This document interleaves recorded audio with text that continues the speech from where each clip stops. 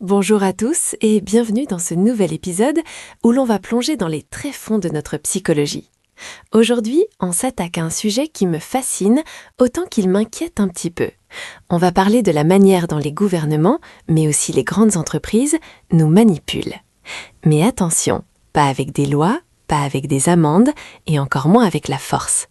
Non, ils le font avec douceur, avec ce qu'on appelle le nudge. Bonjour Thomas. Bonjour Sarah. Et oui, le fameux coup de pouce, si on veut traduire littéralement. C'est un sujet absolument captivant, parce qu'il touche à la limite entre la liberté et le contrôle. C'est l'art de vous faire faire ce que je veux, tout en vous laissant croire que c'était votre idée depuis le début. Ça commence fort. Alors, pour bien comprendre de quoi on parle, on ne va pas commencer par une théorie économique complexe, mais par quelque chose de beaucoup plus terre-à-terre, voire un peu sale. Thomas, emmène-nous à l'aéroport de Schiphol à Amsterdam. Avec plaisir. On est dans les années 90. L'aéroport d'Amsterdam a un gros problème. Un problème très masculin, si tu me permets. Les toilettes pour hommes sont, une catastrophe sanitaire. Je vois très bien ce que tu veux dire. On parle de visée, c'est ça ? Exactement. Apparemment, les hommes sont nuls pour viser dans les urinoirs. Résultat, il y a de l'urine partout par terre, les coûts de nettoyage explosent, c'est dégoûtant, et l'administration de l'aéroport s'arrache les cheveux. Alors ils ont deux options classiques. La première, c'est la méthode forte, mettre des panneaux énormes, interdiction d'uriner à côté, ou menacer d'amende, ce qui est impossible à vérifier. Et inefficace, j'imagine. Personne ne lit les panneaux dans ces moments-là. C'est ça. La deuxième option, c'est l'éducation, faire des campagnes de sensibilisation sur l'hygiène, ennuyeux et inutile. Mais là, un économiste a une idée de génie. Il ne change rien à l'urinoir, il ne met pas d'amende. Il fait juste graver une petite image réaliste d'une mouche noire juste au fond de l'urinoir, près de l'évacuation. Une mouche ? Juste un dessin ? Juste un dessin. Et là, miracle. La précision du tir augmente drastiquement. Les dépenses de nettoyage chutent de 80%. 80%, Sarah. C'est colossal. C'est dingue. Mais pourquoi ? Pourquoi une mouche ? Parce que c'est instinctif. Tu mets une cible, les hommes visent. C'est reptilien, c'est ludique, ça ne demande aucun effort cognitif. On n'a forcé personne. Si un homme veut uriner sur ses chaussures, il a toujours le droit légal de le faire. Rien ne l'en empêche physiquement. Mais l'environnement a été modifié pour favoriser un comportement spécifique, la propreté. C'est ça la définition pure du nudge selon Richard Thaler, qui a quand même eu le prix Nobel pour ça. C'est brillant, mais c'est aussi un peu vexant pour la jante masculine, non ? De se dire qu'il suffit d'un dessin d'insecte pour les contrôler ? Ah mais complètement. Nous sommes des créatures simples. Mais l'exemple est parfait, parce qu'il illustre la base, modifier l'architecture du choix sans interdire les options. C'est là que ça devient politique. On appelle ça le paternalisme libertaire. Attends, paternalisme libertaire, ça sonne comme un oxymore. C'est contradictoire. Soit on est libre, soit on est materné. En apparence, oui. Libertaire parce que tu gardes ta liberté de choix. Tu peux manger le burger gras, tu peux ne pas trier tes déchets, tu peux pisser à côté. Mais paternaliste parce que l'architecte du choix, que ce soit l'État ou ton patron, considère qu'il sait ce qui est bon pour toi. Il va donc organiser les choses pour que tu prennes la bonne décision par défaut. D'accord, je commence à voir le tableau. On quitte les toilettes d'Amsterdam pour aller vers quelque chose de beaucoup plus quotidien. La cantine, c'est l'autre exemple classique, non ? Oui. Imagine une cafétéria d'entreprise. Le gérant veut que ses employés soient en bonne santé. Il a remarqué que si les gâteaux au chocolat sont à hauteur des yeux et au début de la ligne, tout le monde en prend. C'est la loi du moindre effort. C'est la pulsion. Je le vois, je le prends. Voilà. Le nudge ici, c'est simplement de réorganiser les plats. On met les fruits et les salades à hauteur des yeux, bien éclairés, faciles à attraper. Et on met les gâteaux et les frites un peu plus loin, ou un peu plus bas, ou derrière une vitrine qu'il faut ouvrir. On n'a pas interdit le gâteau. Il est là. Si tu veux vraiment ton dose de sucre, tu peux te baisser et le prendre. Mais juste ce petit effort supplémentaire, cette petite friction, fait que la consommation de fruits explose et celle de gâteaux baisse. C'est fou parce que ça prouve qu'on ne choisit pas vraiment ce qu'on mange. On mange ce qui est présenté devant nous. On est des automates, Sarah. On surestime énormément notre libre arbitre. En réalité, celui qui conçoit le menu décide en grande partie de ce que tu vas manger. Et c'est là qu'on arrive sur le terrain glissant de la politique publique. Parce que faire manger des pommes, c'est sympa. Mais quand on utilise ces techniques pour des questions de vie ou de mort, ça change d'échelle. Tu penses au don d'organes ? C'est l'exemple qui m'a le plus marqué quand j'ai lu sur le sujet. C'est l'exemple roi. C'est celui qui montre la puissance dévastatrice de ce qu'on appelle l'option par défaut. Regardons les chiffres en Europe, c'est hallucinant. En Allemagne, le taux de consentement au don d'organes est, disons, assez bas, autour de 12% à une époque. Juste à côté, en Autriche, pays culturellement très proche, le taux est de 99%. Attends, 12% contre 99%, c'est pas une différence culturelle là, c'est un gouffre. Les Autrichiens ne sont pas des sans-altruistes comparés aux Allemands. pas du tout.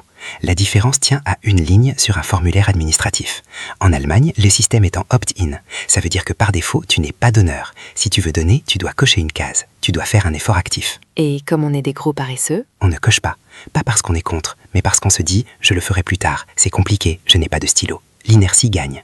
En Autriche ou en France maintenant d'ailleurs, c'est l'inverse. C'est de l'opt-out. Par défaut, tu es donneur. Si tu ne veux pas donner, tu dois faire l'effort de cocher la case ou de t'inscrire sur un registre de refus. donc l'État utilise notre flemme pour sauver des vies. C'est brutalement ça.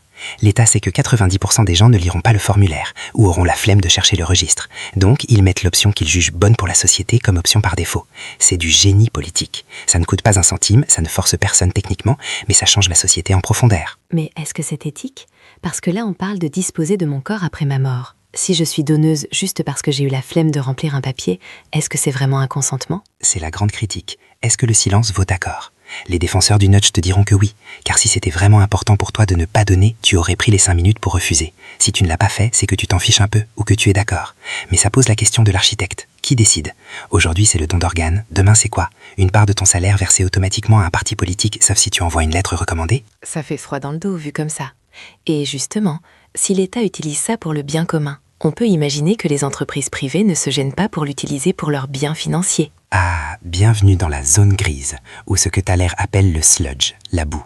C'est le côté obscur du nudge, quand la manipulation ne sert pas ton intérêt, mais celui de celui qui manipule. On a tous vécu ça, les sites de réservation d'hôtels. Oh que oui, tu vas sur un site pour un week-end à Rome, et là qu'est-ce que tu vois en rouge clignotant? Plus que 2 chambres disponibles à ce prix, ou 15 personnes regardent cet hôtel en ce moment même. Ça me stresse à chaque fois. Je sors ma carte bleue en panique. Et c'est fait pour. C'est le biais de rareté et la preuve sociale. Il crée une urgence artificielle pour court-circuiter ton cerveau rationnel. Tu n'as plus le temps de comparer, tu dois acheter maintenant. C'est un nudge malveillant. Il ne t'oblige pas à acheter, mais il modifie l'architecture de la page web pour te pousser à l'achat impulsif. Il y a aussi les abonnements, non? Ça, c'est mon cauchemar personnel. S'abonner à une salle de sport ou à un journal en ligne, un clic. Se désabonner, parcours du combattant. C'est le Roach Motel, le motel à cafard. On rentre facile, on ne sort pas. C'est de l'architecture de choix inversée. Pour t'abonner, le bouton est vert, énorme au milieu de l'écran. Pour te désabonner, il faut aller dans Mon compte, puis Paramètres, puis Confidentialité, trouver le lien écrit en gris clair sur fond blanc, taille 8, et parfois même, il faut appeler un numéro ou envoyer une lettre physique. C'est du vol de temps et d'argent. Et là, on n'est plus dans le coup de pouce bienveillant. Non, là on est dans la prédation.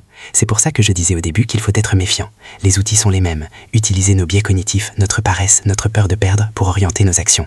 La seule différence entre le gouvernement qui veut que tu te vaccines et le site web qui veut te vendre une assurance inutile, c'est l'intention. L'un prétend le faire pour ta santé, l'autre pour son profit.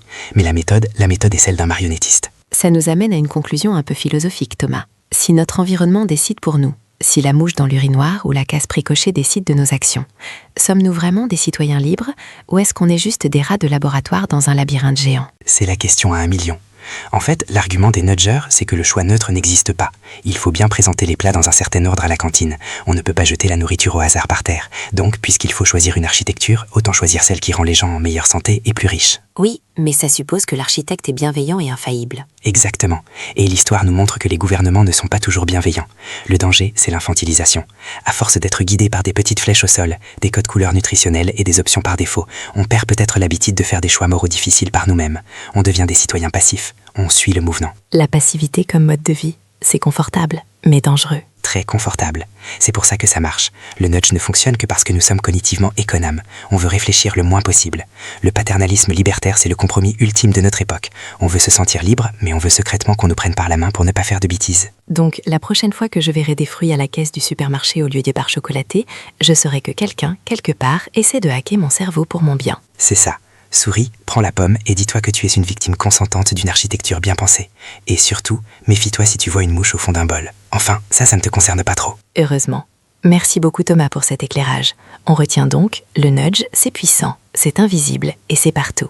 À nous de garder les yeux ouverts pour repérer quand on nous incite ou quand on nous manipule. Absolument. Gardez votre esprit critique. C'est la seule défense contre l'architecture de choix. Merci à tous de nous avoir écoutés. On se retrouve très vite pour décortiquer un autre mécanisme de notre société. D'ici là, faites de bons choix, si vous le pouvez.